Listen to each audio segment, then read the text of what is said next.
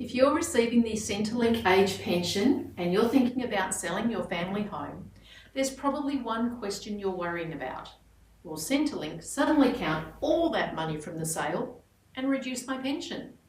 And the answer isn't simply yes or no. And understanding the difference before you sell could save you from a very unpleasant surprise. As you know, your family home is generally exempt from the age pension assets test while it's your principal home.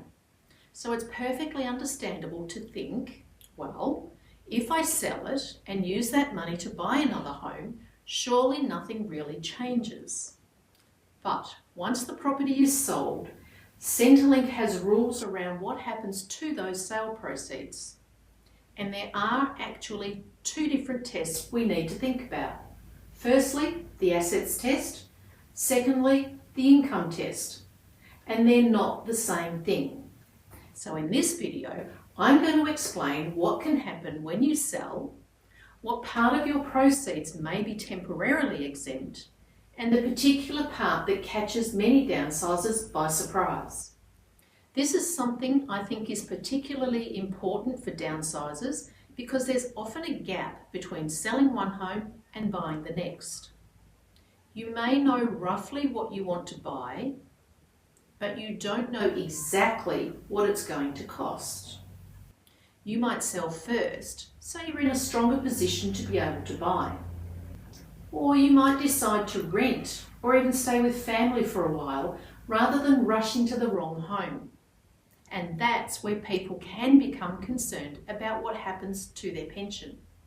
So let's simplify it. Let's imagine you've lived in your Mornington family home for 30 years. You sell it for $1.3 million and you're planning to purchase your next home for around $900,000. The important thing is that Centrelink doesn't necessarily treat that entire $1.3 million in exactly the same way. Under the current rules, the portion of the sale proceeds that you genuinely intend to use to buy, build, rebuild, repair, or renovate your next principal home can potentially be exempt from the assets test for up to 24 months from the day of settlement. And in certain circumstances involving delays outside your control, that exemption may potentially extend to a maximum of 36 months. So in our example, if you genuinely intend to use $900,000 towards your next home, that amount may qualify for the temporary sale proceeds exemption. But here's where the distinction becomes really important. What about the other $400,000?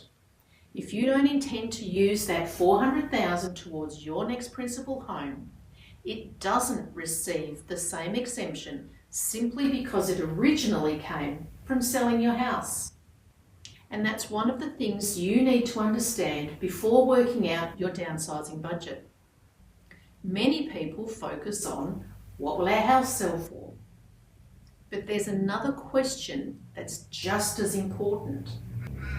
And that is, how much are we actually going to spend on the next home?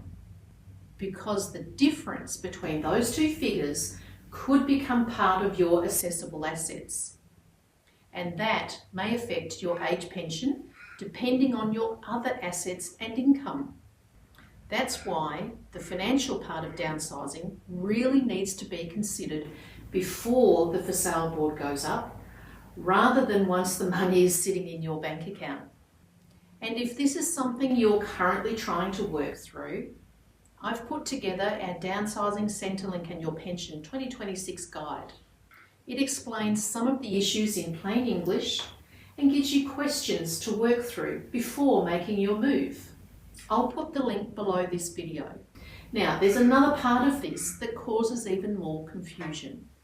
This is probably the most important distinction in this video. People hear that their home sale proceeds may be temporarily exempt from the assets test and understandably think, great, Centrelink doesn't count that money. But that's not quite the whole story.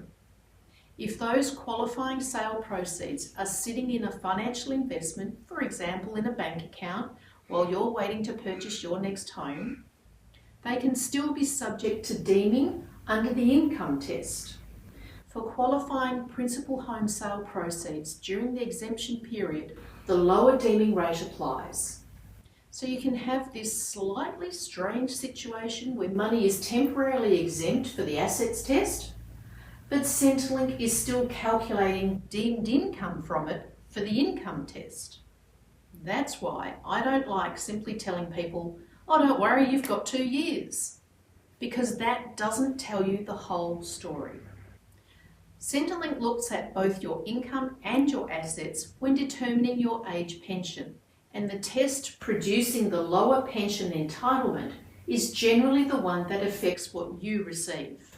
So when you're downsizing, we need to think about more than just, is the sale money exempt? We need to think about how much is intended for the next home. How much will be left over? What other savings and investments do you already have? And what income might Centrelink deem from your financial assets while you're between homes? That is a much more useful conversation. If you receive the age pension and you're considering downsizing, I'd want you to have at least a rough answer to 3 questions before you put your home on the market.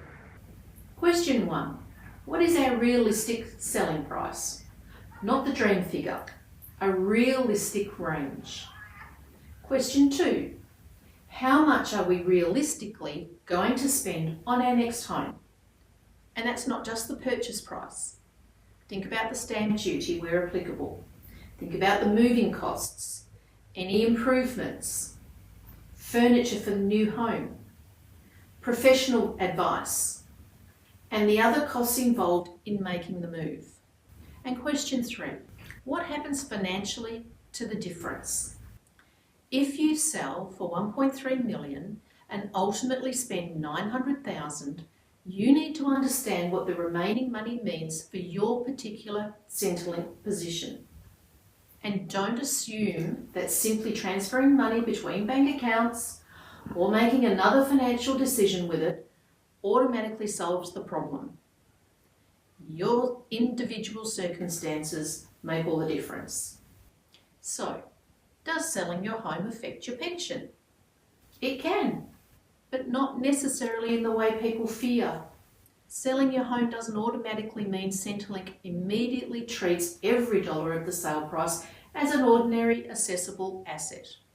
There are specific rules covering money genuinely intended for your next principal home. But the amount you don't intend to put into the next home can be treated differently.